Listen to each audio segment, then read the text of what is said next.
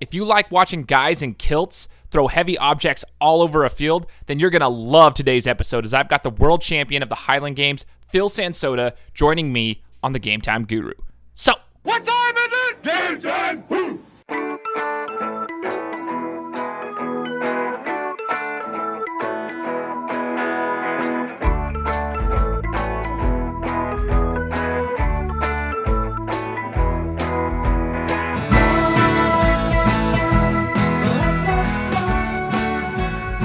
What's going on, everybody? Welcome back to another episode of the Game Time Guru. Now, as you guys know, the purpose of my show is to create a panoramic view on sports. I want to help you guys see sports through a different lens and essentially help you guys become gurus of all sports. So that's why today we're touching base on one that you may not know of. It's called the Highland Games. I want to talk about it, but I brought a world champion on the show with me today. His name's Phil Sansotta. Philly and I worked together for a little while when we used to work for bodybuilding.com. That's where I got to know him, got to understand the game. Phil, I greatly appreciate you joining me on the show today. Yeah, thanks for having me, man. I'm very excited.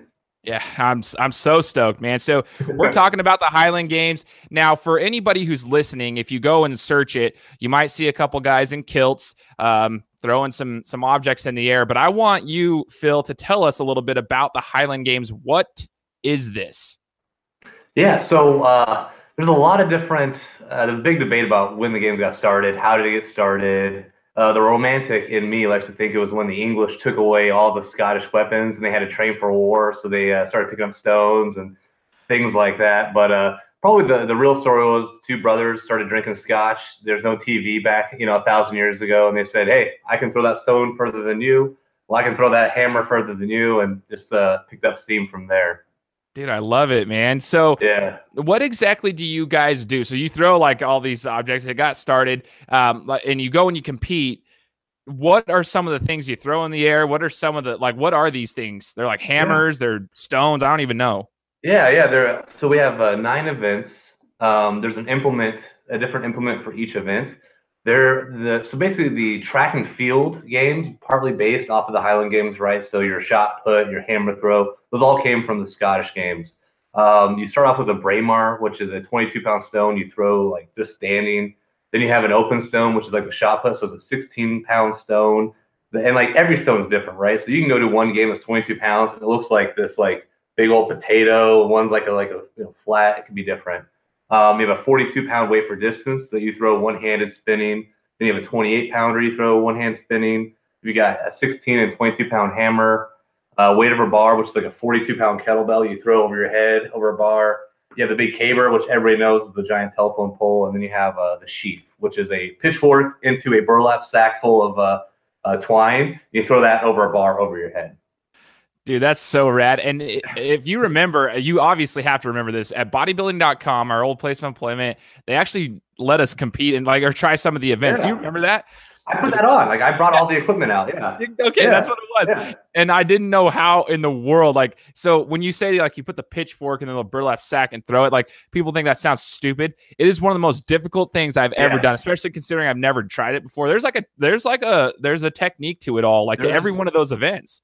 Yeah, I pride myself on being an athlete. I've always been pretty good at everything I've ever done. I sucked at the Highland Games. I mean, it was the most humbling sport I've ever been, because you're trying to be smooth and technical and fast, but you also have to push, and throw and be strong. And man, everybody has fallen at least once throwing the 42-pound ball and chain. You hold it one hand and you spin around. I mean, it's insane. So yeah, it makes a humbled man out of all of us. No, that's awesome, man. And if you guys are listening to this, I highly encourage you to go YouTube it or something. What he's talking about, they're spinning around, they're throwing the weight. If you want to see it, it's legit. It's actually really interesting. It's a lot harder than it looks. But once you start watching it, it actually looks hard. It doesn't, because right now it sounds like it's easy, but when you watch it, you're like, oh, okay, maybe that is difficult. And then when you actually try it, you're like, dude, there's a lot of training that goes into this. And we'll get into your training here in just a second. But you mentioned that you were an athlete. You're really good at pretty much everything you ever did. And then this was a humbling experience. I want to know when you started and what even got you interested in competing in the Highland Games. Yeah, so I've been competing for 7 years now. I'm going to my 8th year. I used to be a soccer player, and then I tore my ACL training. I was in a play professional, and I was 160 pounds. I was a small dude, and I ended up tearing my ACL, going to the gym to rehab, and I just started like weightlifting, and I kind of fell in love with actual lifting weights. Got a little bit bigger, and my wife, her family's all Scottish, so we would go to the games and we'd watch, and like the competitive nature in me came out, and I decided, you know what, I'm gonna try that. In my first game, I got my butt whooped. So Really? after that, I was like, no more. Like I will never be this bad again. And so I just slowly kind of got better and better. But yeah, me and my father-in-law, who is 70, we both compete. He competes in like the senior masters, and I compete in lightweights. Man, okay, so Yeah. this is legit. Let's talk about that then. Okay, I didn't even know your father-in-law. That's great. So we're talking, okay, so senior masters, you're in lightweights. So before the show, we just briefly touched base on this. I want you to explain how the weight classes work in the Highland Games and like how those classes with the elite masters, what that even means so that we can have an understanding. Yeah, so you have a lightweight. There's also the women's division, and they have the same kind of class structure. So you have a lightweight, a heavyweight. Lightweights are 200 pounds and under. Heavyweight is everything, man. We've got guys that are 450 pounds.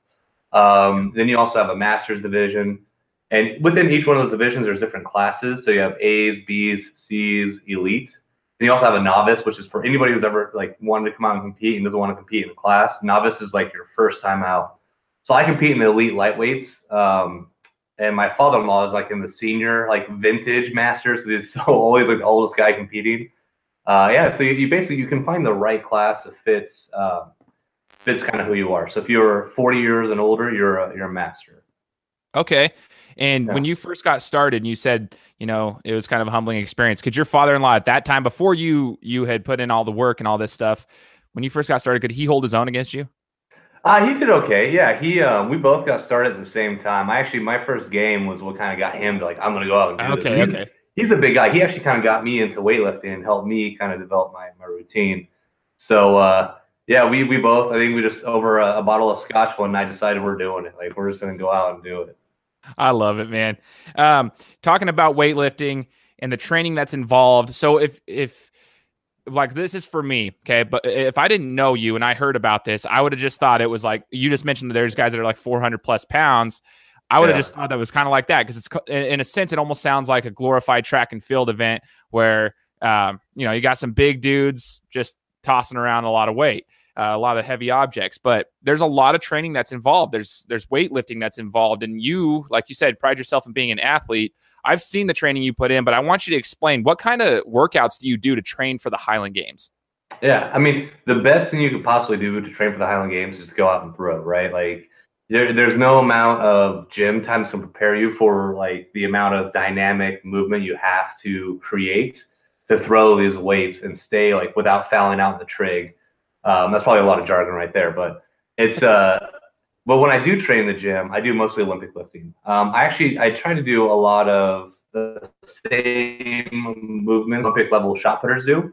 So a lot of hang snatch, front squats, a lot of box jumps like plyometrics, a lot of stretching. So you're trying to keep my upper body and lower body strong, but still flexible because you have to like literally. There's times where like I'm so twisted and like my hips are going this way, my head's all the way back there, and I'm just trying to create as much of a long lever as I could possibly get to throw.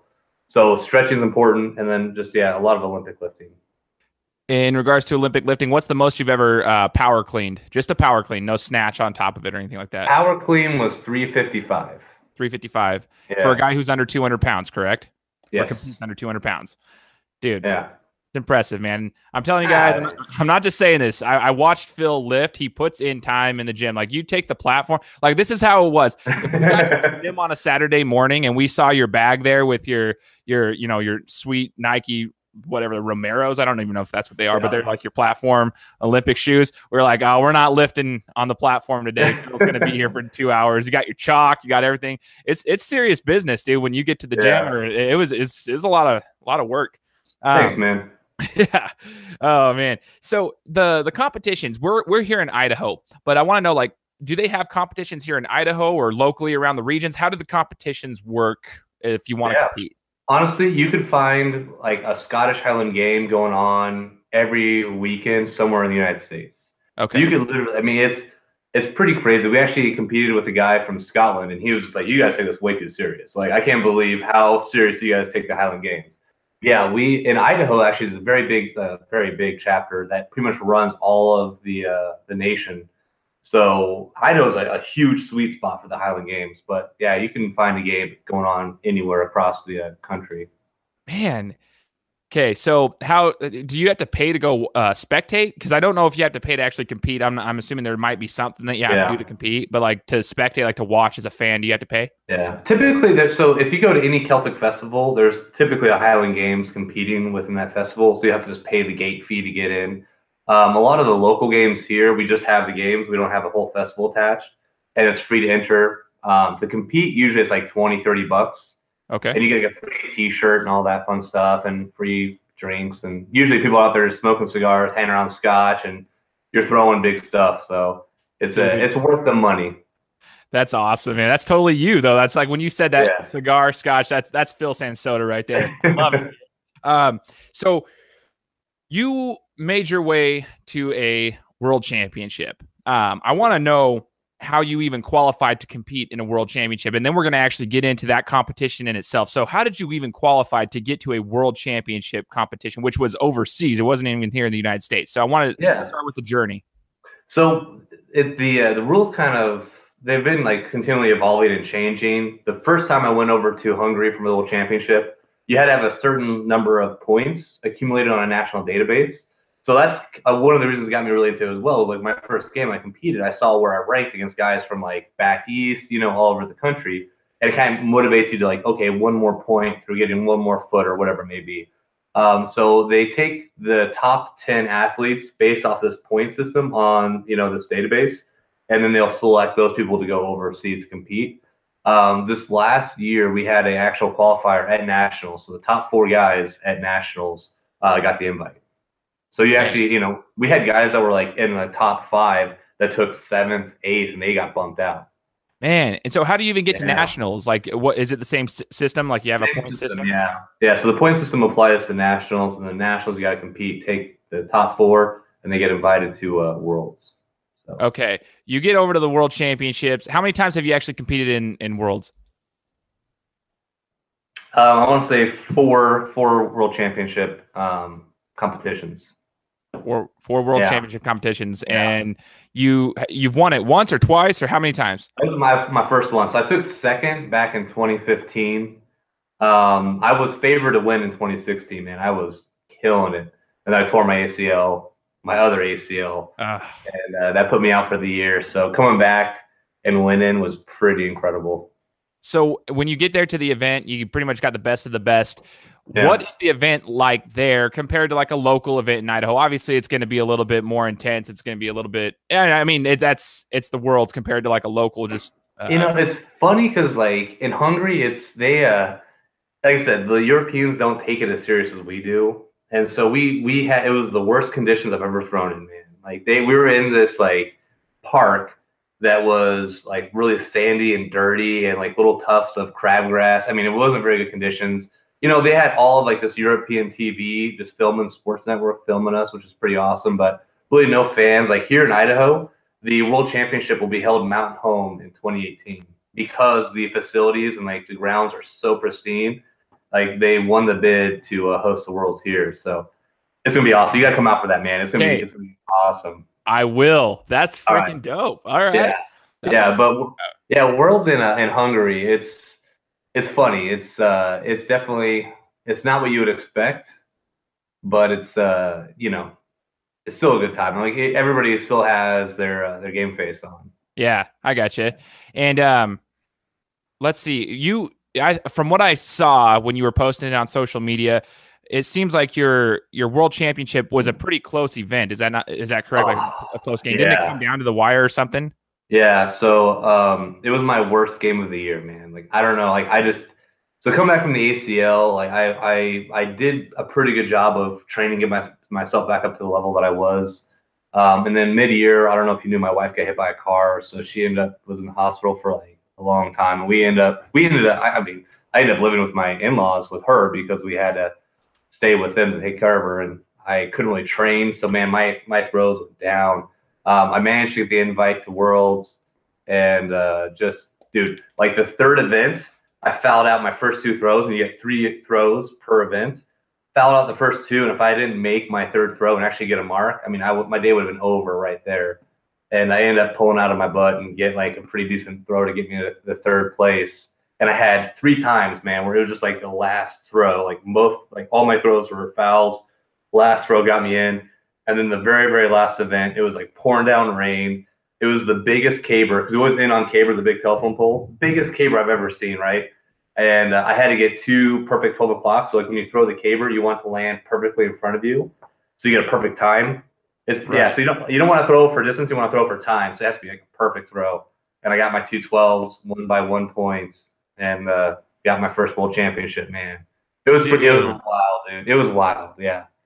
Okay, so I didn't know the details. I just thought it was pretty close from what she had posted. So are you still planning on going, like competing so that you can get to Mountain Home Worlds again? So I actually, being the world champion, I'm already automatically qualified. Oh, okay. I don't have to compete at all this year if I don't want to, but I want to. Oh, so, that's rad. Okay, so you don't have, if you win a world championship or you're a world champion, you are automatically qualified then, essentially. Yeah. Okay. Wow, that's actually pretty dope. Now, I want to touch base on your ACL. You mentioned like you came back from an ACL injury, which is why it's even more impressive that you made it there and you won, even though it was like one of your worst events that you had, or worst games, sorry, that you had. But your torn ACL, obviously, you said that it kind of derailed your soccer path when it happened a long time ago for that. It's crazy that you came back from it and you were able to put the work in, especially with all the conditions this last year. You just mentioned there was an accident with your wife and there was a car situation there on top of your ACL recovery, this and that. Your torn ACL, like any sport, it's going to be tough. But man, when I watch some of the videos of you guys throwing, especially the ones that when you're twirling around, there's a lot of torque and pressure that goes on the knees and the ankles and all sorts of stuff. So it kind of makes me wheezy when I see that you tore your ACL and you're still doing all that stuff with a lot of weight in your hands. Like, it's easy to like tweak your knee again. I mean, what was the toughest part about coming back from ACL injury? And like, what's the most rewarding thing about being able to fight through it and go? Yeah, honestly, so it's very, very violent. The emotions that you're creating, like, it's a very violent movement. I think honestly, the toughest part was the mental aspect, right? Coming back, losing so much. And I mean, dude, I was like in practice, I was setting every world record, in practice, like ready to go in 2016. When I tore the ACL, it was just such a defeat that it was tough to come back mentally from that. The knee actually healed up pretty quick. Within 3 months of the surgery, I mean, I was almost back at 100%. I had to let the ACL fuse to the bone was the biggest drawback. But I mean, when we tested my knee out, they're like, your knee is ready to go. Like, it's just up to you to let it heal and not re-tear it. So coming back mentally and trusting my body, and I'm not the same thrower I was before I tore it, and I think I'm starting to get there finally. But trusting that my body isn't is fixed, and that I can still like create those violent movements, and that my knee's not going to tear again. That was the hardest part. But the most rewarding, honestly, was coming back and winning the world championship. On the torn ACL, like coming back, fighting through all those setbacks, and just having that perseverance and that mental toughness. Like I had the conversations in my head, like after I fouled out 2 throws and my third throw, it's like, if you foul again, you're done. If you get a safety throw and you don't put it out there and actually like you're like buried in 15th place, you're done. So having that kind of mental toughness, like, what'd you fight for? Like, why were you training in your garage gym that's 5 degrees out, in the middle of winter? Like, what are you doing that for? You're doing it for a world championship. So fighting back through all that and winning, that was definitely the most rewarding for sure. That's so dope, man. To finish up, Phil, I just want to know, what's your favorite event? Like, what's your strongest event? The one that you enjoy the most? Like, that's your strong event when you come up to that one in each game. Like, that this is where you're going to dominate. What's your favorite one? Yeah. So probably the ones that don't require a lot of movement, I can just kind of stand there and throw stuff. I like it a lot. I had the world record in the Bramer, which is a standing 22-pound stone. Okay. That one I love just because you're just pushing that thing out like with all your force, not a lot of technique. It's just pure power, right? Same with weight over bar. I held the world record in weight over bar as well, and that's a 42-pound ball on the kettlebell. And you throw it over bar as high as you can. But definitely the caber. Caber, I'd say, is my absolute favorite, just because I won the world championship on it. I've turned some of the biggest sticks pros can't even turn. So for me, the caber is just so iconic. It's just when you think of the Highland Games, you think of the caber. So if you're a good caber tosser, and dude, usually you're sitting there for 9 hours competing, start to finish, it's a 9-hour day. Wow. And when I won the world championship, all the Europeans, they gassed out. They were they couldn't hang for more than 5 hours. So they're not used to throwing for that long. And so when it came to caber, for me, that's when I got to my best, when everybody else was dropping off. And so that's when I was all right, I got this.